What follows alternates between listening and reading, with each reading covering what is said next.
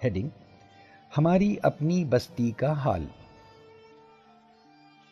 अगले मरहले पर हम अपने अतराफ में देखेंगे, खुद अपने पड़ोस में हम अपना जायज़ा लेंगे, अपने ही कुर्ब जवार का मुहासिबा करेंगे। आपकी यूनिट मुल्क हो सकता है, आपकी रियासत, आपका शहर या आपका गांव। इसको आप अपना यूनिट मान लीजिए और कलम और कागज़ लेके लिखिए इस यूनिट की आबादी कुल कितनी है और इसमें मुस्लिम फीसद कितना है। फिर नाम लिखिए इस यूनिट के बेहतरीन 5 कॉलेजेस के, 5 बेहतरीन स्कूल्स के, अस्पतालों के, लाइब्रेरीज वगैरह के, वहाँ के जहाँ का फ़ायदा आप अपने बच्चों के लिए, अपने आप के लिए उठाना चाहेंगे। फिर आप नाम लिखें वहाँ के 5 बेहतरीन डॉक्टर्स, वकील, चार्टर्ड अकाउंटेंट्स और आर्किटेक्ट्स के, और जी चाहे तो कुछ और शोबे भी जोड़ लीजिए। अब आप आबादी के तनासुब से हिसाब कीजिए कि अगर मुसलमानों की आबादी इतने फीसद है तो बेहतरीन डॉक्टरों में कितने फीसद होने चाहिए, टॉप कॉलेजेस में इतने फीसद, अस्पतालों में इतने फीसद वगैरह। और फिर आप देख लें कि क्या सूरत हाल सामने आती है आपके अपने मोहल्ले की, अपनी बस्ती की। आपकी सहूलत के लिए एक नमूना हम नीचे नकल कर रहे हैं। सामीन, यहाँ एक चार्ट दिया गया है जिसका उन्वान है यूनिट के बेहतरीन 5 इदारे और पेशावरान। इनमें इसी तरह कॉलम दिए गए हैं जैसे समझाया गया है, और ये हिसाब करने के लिए एक मीज़ान दी गई है। इससे हम तय कर सकते हैं कि कुल आबादी क्या है और इसमें उम्दा डॉक्टर्स, अस्पताल, कॉलेज वगैरह कितने हैं और उनमें मुस्लिम कितने हैं। गोया मुस्लिम आबादी के फ़ीसद में कितने हैं और बेहतरीन इदारे और प्रोफेशनल्स बनाने में कितने फ़ीसद इनका हाथ है। अब हम लौटते हैं तबाहशुदा तहरीर की तरफ। भारत के कोई 8-10 अजला को छोड़ के बाकी हर ज़िले में मुसलमानों की हिस्सेदारी या देन, कॉन्ट्रीब्यूशंस या अचीवमेंट्स अपने तनासुब से, अपने प्रोपोर्शन से बहुत कम है। बहुत ज़्यादा गिरा हुआ हाल है हमारा। ये हकीकत नाकाबिल तरदीद है। तालीम या एकेडमिक्स का, तफरीह का हमने हाल देखा। दिफा का या सिक्योरिटी का क्या हाल है। मुसलमान मुल्क जो शिकायत करते रहते हैं ज़ायोनिज़म या सैहोनियत की, सलेबी जंगों और क्रूसेडर्स की, जारहियत के, उनकी दिफाई ताकत का क्या हाल है। OIC ममालिक में से 6 ममालिक वो हैं जो हथियारों के सबसे बड़े खरीदार हैं।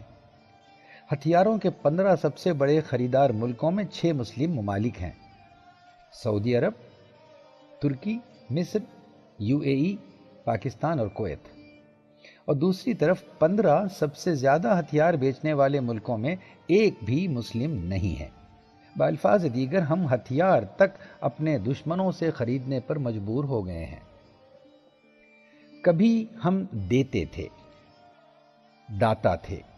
वतुइज़्ज़ु मन तशा वतुज़िल्लु मन तशा मानने वाले पूछेंगे कि क्यों अब ये इज्जत हमारे हिस्से में नहीं रही। अब हम लेते हैं, देते नहीं। हम कभी बाइस रहमत थे और अब बाइस रहम बन गए हैं। तो ह्यूमिलिएशन या बेइज्जती अब हमारा हिस्सा बनकर रह गई है। तजलील, रुसवाई, बर्बादी अब ये हमारा नसीब बनकर रह गए हैं। किसी अजनबी शहर में पहुंचिए और टैक्सी लेकर ड्राइवर से कहिए कि मुझे शहर घुमाओ, शहर भर घूम लीजिए। आपको खुद ब खुद पता चल जाएगा मुस्लिम बस्तियों का। कैसे? तंग गलियों से, खुली नालियों से, नीम बरहना बच्चों से, ज़ोर से बजती हुई म्यूज़िक से, थर्ड क्लास फिल्म पोस्टर से, गंदी गलियों से, बेतरतीबी से पार्क किए हुए रिक्शा साइकिलों से, मिनमिनाती बकरियों से, शोर शराबे से, झगड़ों की आवाज़ों से, बेहंगामी से, बेतरतीबी से, बदनज़मी से। गर्ज बिना पूछे आपको पता चल जाएगा कि फ़लाँ और फ़लाँ मुस्लिम बस्ती थी। इसके बरक्स शहर की 5 खूबसूरत करीने से बनाई हुई बस्तियों का जायज़ा लीजिए, जहाँ मकान बड़ी तरतीब से बाकायदा तरीके से बनाए गए हैं। खूबसूरत मकान, शफाफ सड़कें, उम्दा पार्क, करीने से पार्क की हुई गाड़ियाँ, जी भर के हरियाली। इनमें कोई मुस्लिम बस्ती नज़र नहीं आएगी। जी हाँ, इक्के दुक्के मुस्लिम मकान ज़रूर दिखाई देंगे जो अब वहाँ से बतदरीज खाली होते जा रहे हैं। दुनिया में ایک بھی ملک اب ایسا نہیں ہے جہاں مسلمان اقلیت میں ہوں لیکن ان کی آمدنی وہاں کی اکثریت سے بہتر ہو، یعنی ان کی زندگی، ان کی خوشحالی اس ملک کی اکثریت سے بہتر ہو، سوائے جنوبی افریقہ کے۔ گویا ایک کے سوائے کسی ملک کی مسلم اقلیت وہاں کی اکثریت سے بہتر زندگی نہیں بتا رہی ہے۔ لیکن یہ نہ سوچیں کہ ہر ملک میں اقلیتوں کا یہی حال ہوتا ہے۔ خود ہمارے ملک میں جینی، سکھ، پارسی وغیرہ اکثریت سے بہتر زندگی بتا رہے ہیں۔ فجی، موریشیس، کینیا، مالدیوز، وہاں کی ہندو اقلیت وہاں کی اکثریت سے بہتر زندگی بتا رہی ہے۔ غریبی مسلمانوں کا خاصہ ان کی قسمت ہو کے رہ گئی ہے۔ ہندوستان ہی میں نہیں، چین میں دیکھیے، وہاں کی مسلم اقلیت وہاں کی اوسط آبادی سے زیادہ غربت کی زندگی بتا رہی ہے۔ ہمیں ہر وقت خطرہ لگا ہوتا ہے اکثریت سے۔ ہمیں ہر ملک میں ان خطرات کا سامنا کرنا پڑ رہا ہے، کیونکہ کہیں ہم نے لبیک کہا ہے غریبی کو، مفلسی کو، کہیں ہم نے یہ مان لیا ہے کہ اسلام اور غریبی ایک ہی سکے کے دو رخ ہیں، کہیں ہم نے مان لیا ہے کہ مسلمان اور دکھ یہ لازم و ملزوم ہیں، کہیں ہم نے یہ مان لیا ہے کہ ابدی جنت کے حصول کے لیے عارضی جہنم یعنی اس دنیا کو جہنم بنا کے جینا ضروری ہے۔ ورنہ کیا وجہ ہے کہ وہی طوفان، وہی سیلاب، وہی معمولی تباہی جو امریکہ اور جاپان میں ٹائفون یا ٹورنیڈو بن کر آتی ہے، انڈونیشیا، پاکستان اور بنگلہ دیش میں وہ خطرناک سائیکلون بن کر خوب تباہی لاتی ہے۔ وہاں پر کوئی 8، 10، 20، 50 لوگ مرتے ہیں تو مسلم ممالک میں یا ہندوستان جیسے غریب ملک میں ہزاروں بلکہ کبھی کبھی لاکھوں کی تعداد میں لوگ مرتے ہیں۔ ابھی دیکھیے کہ کیسے پاکستان کے سیلاب میں 2000 سے زائد لوگ فوت ہوئے اور 2 کروڑ کے قریب بے گھر، قریب 30 لاکھ تو بچے ہیں جو بے سر و سامانی کے عالم میں بکھرے ہوئے ہیں، اور اب جانے مزید کتنے بیماریوں میں فوت ہوں گے۔ کیوں ایسا ہوتا ہے کہ زلزلے میں ایران، انڈونیشیا، مراکش یا کشمیر میں ہزاروں لوگ مرتے ہیں تو جاپان، سنگاپور، ہانگ کانگ یہاں پر بہت کم لوگ مرتے ہیں؟ سن 2004 کی سونامی میں ایشیا کے کوئی 2.5 لاکھ لوگ فوت ہوئے۔ بحیرہ کاہل و اقیانوس میں یہی سونامی بہت کم نقصان کرتی ہے۔ کیوں؟ کیونکہ وہاں پیشگی تنبیہ کرنے کی ٹیکنالوجی موجود ہے۔ زلزلے بھی، طوفان بھی، سیلاب بھی، فطرت کے یہ مصائب بھی کیوں تفریق کرتے ہیں انسانوں میں؟ کیوں یہ مسلمانوں کے بطور خاص چنتے ہیں اپنی تباہی دکھانے کے لیے؟ کیونکہ مسلمان غریب ہیں، مسلمان پچھڑے ہیں، مسلمان غفلت کی نیند سو رہے ہیں۔ لیکن ٹھیک جیسے ہم یہ حروف قلم بند کر رہے ہیں، پاکستان کرکٹ کا انگلستان میں ایک ننگا رشوت یا میچ فکسنگ کا اسکینڈل سامنے آیا ہے، اور سارے کمنٹیٹرز کھلے عام یہ کہہ رہے ہیں کہ یہ تو پاکستان کے کلچر کا ایک اٹوٹ حصہ ہے۔ پاکستان کا کلچر؟ کہیں یہ مسلم تہذیب تو نہیں کہہ رہے ہیں؟ اضافہ، ابھی ہم نے یہ باب ایڈٹ بھی نہیں کیا تھا کہ 2 اور دردناک خبریں پاکستان سے آئی ہیں کہ وہاں فلسطین کی تائید میں منعقد ایک شیعہ افراد کی ریلی پر دہشت پسندوں نے خودکش حملے کر کے کوئی 76 بے قصور لوگ مار ڈالے اور سینکڑوں کو زخمی کر دیا۔ یہ سب مسلمان تھے۔ مہینہ رمضان کا چل رہا ہے، رحمتوں کا۔ پچھلے ہی ہفتے وہاں 2-3 شیعہ مجمعوں پر اسی طرح کے حملوں میں کوئی 25 بے قصور لوگ مارے گئے اور سینکڑوں زخمی۔ یاد رکھیے کہ ٹھیک اس وقت وہاں لاکھوں لوگ سیلاب کی زد میں قسم پرسی کے عالم میں عالمی مدد پر جی رہے ہیں۔ اگر خدا کا قہر ایک سچائی ہے تو وہ اس وقت پاکستان کے شہریوں پر زبردست پڑ رہا ہے، اور خود مسلمانوں ہی کے ہاتھوں۔ تو کیا ہم ہمیشہ ایسے ہی تھے؟ کیا ہم ہی نہیں تھے وہ جنہوں نے 1000 شہر آباد کیے، جنہوں نے دنیا کو بہترین باغات و لائبریریاں دیں؟ تو کیا وہ گنہگار تھے جنہوں نے دنیا کو یہ آرام و آسائش مہیا کیے، علوم کے یہ خزانے دیے؟ کیا وہ سب نیک مسلمان نہیں تھے جنہوں نے قیصر و کسریٰ پر قابو پایا، ان کے خزانوں پر حکومت کی؟ کیا وہ نیک لوگ نہیں تھے؟ کیا تاج محل، قطب مینار، چار مینار، گول گنبد، نشاط و شالیمار بنانے والوں پر ہم شرمندہ ہیں؟ کیا ہم انہیں اپنے آبا و اجداد نہیں مانتے؟ زیادہ قیاس اس کا ہے کہ اب ہم اس لائق رہے ہی نہیں کہ وہ ہمیں اپنا وارث مانے۔ شاعر مشرق نے فرمایا تھا، تمہیں آبا سے اپنے کوئی نسبت ہو نہیں سکتی کہ تم گفتار وہ کردار، تم ثابت وہ سیارہ۔ جو لوگ آپ سے یہ کہتے ہیں کہ غریبی مسلمان کی شان ہے، مفلسی اور دکھ نیک مسلمان کی پہچان ہے، نہ سنیے آپ انہیں، نہ مانیے ان کی بات۔ ان میں سے کئی تو وہ لوگ ہیں جن کے نصیب میں، جن کی صلاحیتوں میں یہ شامل ہی نہیں کہ وہ اس سے بہتر زندگی بتا سکیں۔ کھٹے انگور والا قصہ ہے یہ۔ ان میں سے بہتیرے ایسے ہیں جو آپ کو منع کرتے ہیں زندگی کی آرائشوں کو حاصل کرنے سے، لیکن خود چھوٹی چھوٹی آرائشوں پر بک جاتے ہیں۔ چھوٹے چھوٹے صلے کے لیے وہ اپنے ضمیر کو بیچ دیتے ہیں۔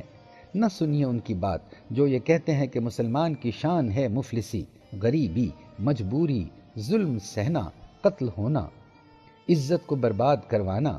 نہ مانیے ان کی بات، اور صرف اس لیے نہیں کہ ہم یہ کہہ رہے ہیں۔ کیا آپ نہیں دیکھتے کہ عام مسلمان خواہش وہی رکھتا ہے جو کوئی دوسرا عام انسان رکھتا ہے؟ مسلمان بھی خوش رہنا چاہتا ہے نا، عزت کی زندگی بتانا چاہتا ہے نا، تحفظ سے جینا چاہتا ہے نا، مسلمان بھی ہنسنا چاہتا ہے، مسلمان بھی کھیلنا چاہتا ہے نا۔ تو دیکھیے جا کے میلوں اور جلسوں میں، عرسوں میں، قوالیوں میں، شادیوں میں، سنیما تھیٹروں میں کیوں جاتے ہیں مسلمان وہاں؟ کیوں مسلمان عرس میں جا کر کے شور مچاتے ہیں، رنگینیاں بکھیرتے ہیں؟ بلکہ محرم جیسے دکھ آئند موقع پر بھی کئی مقامات پر مسلمان انجانی خوشی کا جلوس نکالتے ہیں، کیونکہ خوشیاں انہیں بھی چاہیے۔ خوشیوں کے وہ بھی متلاشی ہیں، مگر کیسی؟ گلی کوچوں میں، چھوٹے سے تنگ میدانوں میں، گندگیوں کے بیچ۔ اگر خوشیاں ہمیں چاہیے تو پھر کیوں نہیں بناتے ہم عمدہ پارک؟ کیوں نہیں ہمارے نصیب میں زیر سمندر غوطہ بازی، ہوائی چھلانگیں، بنجی جمپنگ، پیرا گلائیڈنگ؟ کس نے منع کیا ہے ہمیں؟ انسان عموماً انہی چیزوں کو منع کرتے ہیں جنہیں وہ حاصل نہیں کر پاتے، اور حاصل اس لیے نہیں کر پاتے کیونکہ حاصل کرنے کے لیے وہ محنت، وہ منصوبہ بندی پر عمل نہیں کر پاتے جو ضروری ہیں ان کو حاصل کرنے کے لیے۔ ہیڈنگ: جناب مہاتیر محمد کی تقریر۔ مسلمانوں کی یہ حالت زار کا بیان آپ کو ہماری زبان سے گراں گزرا ہوگا، ہماری وقت آپ کو اس کے لیے چھوٹی لگی ہوگی، تو آئیے ہم حوالہ دینے جا رہے ہیں اس مسلم شخصیت کا جس کی حیثیت آپ کے اور ہمارے دونوں کے نزدیک باوقار ہے۔ ڈاکٹر مہاتیر محمد ملیشیا کے سابق وزیر اعظم اور عالم اسلام کے ایک جید اسکالر، عالم و رہنما ہیں۔ وہ کیا کہتے ہیں؟ ہم اپنے یہ گراں ذکر کو کچھ ہی دیر میں تمام کرنے والے ہیں، لیکن خدا را یہ کلمات ڈاکٹر مہاتیر محمد کے پڑھ لیجئے۔ ڈاکٹر محمد نے بتایا کہ جب انڈسٹریل ریولوشن یا صنعتی انقلاب آیا تو مسلمان اس سے پوری طرح بے خبر رہے۔ وہ انہیں چھوڑ کے آگے بڑھ گیا، جو کافی حد تک وجہ بنا ہماری پست حالی کا۔ وہ کہتے ہیں کہ ہمارے بعض کم سمجھ رکھنے والے علماء نے فتوے کو ایک ہتھیار بنا دیا ہمیں پیچھے رکھنے کا، اور بسا اوقات اس کا غلط استعمال انہوں نے کیا، جس کی وجہ سے مسلمانوں کی ترقی رک گئی، بلکہ یہ بھی کہ دھیرے دھیرے مسلمان ترقی ہی کے خلاف ہو گئے، تبدیلی ہی کے خلاف ہو گئے، ریزسٹنٹ ٹو چینج، یہاں تک کہ فتویٰ دیا جانے لگا معمولی چیزوں کے خلاف۔ کیا آپ حیران نہیں ہوں گے یہ جان کر کہ بجلی یا الیکٹریسٹی تک کے خلاف فتویٰ دیا گیا تھا، اور بجلی کا مسجدوں میں استعمال ناجائز قرار دیا گیا تھا؟ چنانچہ کوئی 30 سال تک مساجد میں بجلی نہیں آئی، جبکہ ان کے اطراف بجلی نے نور بکھیر رکھا تھا۔ پھر کیا عجب کہ عموماً مسلم ممالک ہی میں غریبی، بجلی کی کمی اور انٹرنیٹ کا کم استعمال سبھی اقتصادی کمزوریاں دکھائی دیتی ہیں۔ کچھ صفحات قبل دیے گئے ٹیبل اور گراف میں بجلی اور انٹرنیٹ کا استعمال دکھایا گیا ہے۔ سعودی عرب جیسے چند ایک ممالک کو چھوڑ کے باقی سارے مسلم ملک مل کر بھی اکیلے امریکہ جتنی بجلی اور انٹرنیٹ استعمال نہیں کر پاتے۔ کچھ دیر ڈاکٹر مہاتیر محمد کی تقریر سے ہٹ کے ہمیں یاد آ رہا ہے کہ بچپن سے ہم نے مختلف چیزوں کے بارے میں سنا کہ فلاں اور فلاں چیز کے خلاف فتویٰ ہے، یہ استعمال نہیں کی جا سکتی، اور جب بھی ہم نے انہیں استعمال کیا تو ایک دبے دبے احساس گناہ کے ساتھ، خواہ وہ فوٹوگرافی ہو یا سنیما دیکھنا یا ٹی وی دیکھنا ہو یا مکسچر یا ریفریجریٹر کا استعمال کرنا ہو یا موٹر سائیکل پہ بیٹھنا ہو، کمپیوٹر کے خلاف، انٹرنیٹ کے خلاف شاید ہی کوئی شے فتووں کی زد سے بچ پائی ہو۔ ہاں، ہم اقرار کرتے ہیں کہ یہ فتوے ہمیشہ دیوبند یا ندوہ کے نہیں تھے، مگر کیا مئی 2010 کے اوائل میں دیوبند کے کچھ علماء نے مسلم خواتین کے دفتر میں کام کرنے کے خلاف اور مسلمانوں کے بیمہ لینے کے خلاف فتوے جاری نہیں کیے؟ مختلف وقت میں مختلف لوگوں نے مختلف فتوے دیے، لیکن کہیں نہ کوئی اپنے آپ کو مفتی کہتا ہوا ایسا فتویٰ دے رہا تھا اور کچھ لوگ اس فتوے پر عمل کر رہے تھے۔ تو کون ذمہ دار ہے ان لوگوں کی تباہی کا جنہوں نے ان مفتیوں کی بات سنی؟ اس قبیل کے مفتیوں کی بے حسی کی ایک اور دردناک مثال ہمیں اس وقت دیکھنے کو ملی جب سن 2001 میں گجرات میں ایک بھیانک زلزلہ آیا تھا۔ بہت تباہی ہوئی تھی، بہتیری معصوم جانیں گئی تھیں۔ ایک مفتی صاحب نے فرمایا کہ یہ ساری تباہی دراصل خدا کی طرف سے ان لوگوں کے لیے عبرت کا مقام تھی، ان کے گناہوں کی سزا تھی۔ اگر ایسا تھا تو پس ثابت ہوا کہ وہاں فوت ہونے والے سبھی لوگ گنہگار تھے، مگر اتنے سارے گنہگار وہاں اکٹھے ہوئے کیوں؟ اور پختہ بنگلوں میں رہنے والے مشہور زمانہ مجرم بچے کیوں؟ اور پھر جہاں سونامی، طوفان، قتل عام، قحط اور سیلاب تباہی لاتے ہیں، ظاہر ہے کہ مولانا کے مطابق یہ سب خدا کا عتاب ہیں، اور وہ سب کے سب لوگ گنہگار ہیں۔ یعنی گجرات کے مودی توگڑیا نہیں، خود مظلومین کے گناہ ان کی تباہی کا سبب بنے۔ پھر ہمیں ان سے یہ بھی پوچھنا ہوگا کہ جناب والا، ترقی یافتہ ممالک میں ایسی تباہ کن صورتوں میں بھی بہت کم لوگ مرتے ہیں، تو اسی لیے نہ کہ وہ سب نسبتاً نیک لوگ ہیں۔ بالی ووڈ اور ہالی ووڈ کے سٹارز جو صحت مند اور طویل عمر جی لیتے ہیں تو وہ سب خدا کے برگزیدہ بندے ہیں۔ چہ خوب زخموں پر تیل چھڑکنا تو کوئی ان سے سیکھے۔ فتویٰ کا ایک قریبی کزن ہے لیبل، بمعنی صفت، تعریف یا خاصیت کے، ڈیفینیشن کے۔ سیدھے سادے الفاظ اپنے لغتوی معنوں سے پرے اپنا ایک خاص مفہوم حاصل کر لیتے ہیں، پہن لیتے ہیں، چنانچہ عام گفتگو اور بول چال میں غلط فہمیاں پیدا ہو جاتی ہیں اور فتنے بپا ہوتے ہیں۔ انہی کو ذرا سا ہٹ کر، ذرا سا کھلے ذہن سے سوچیں، تھوڑے سے سوالات کے ساتھ ٹٹولیں تو بات کچھ اور دکھائی دے سکتی ہے۔ مثلاً یہ کہ فلاں شخص بہت اچھا ہے۔ اچھا کس معنی میں مقرر نے استعمال کیا ہے یہاں؟ نمازی ہے، اچھا افسر یا طالب علم ہے، پتھر نہیں مارتا۔ اچھا کیسے؟ اس کی جب تک وضاحت نہ ہو، اس کے معنی بولنے والے کے تصورات کے اور سننے والے کے مفروضات کے رہین منت ہو کر رہ گئے نا۔ مزید برآں اگر اچھا کے معنی آپ کم برا لگا کر دیکھیں تو کیفیت قدرے جدا دکھائی دے گی۔ اس طرح برا اب کچھ کم اچھا بن جائے گا۔ اسی طرح بیشتر صورتوں میں ہم صحیح اور غلط کی اصطلاحوں کا استعمال وہاں کرتے ہیں جہاں ہم مناسب اور نامناسب یا غیر مناسب سے کام چلا سکتے تھے۔ ایسی احتیاط اس لیے بھی ضروری ہے کہ اس تیزی سے بدلتی دنیا میں کل کی مانی ہوئی سچائیاں آج جھوٹی ثابت ہوتی جاتی ہیں، ثابت شدہ تھیوریز تک ٹوٹ رہی ہیں۔ لہٰذا ہمیں کسی شخص کے بارے میں تصور قائم کرتے ہوئے اور بطور خاص برا خاص احتیاط برتنی چاہیے۔ ویلیو ججمنٹ کرنے سے اجتناب کرنا چاہیے۔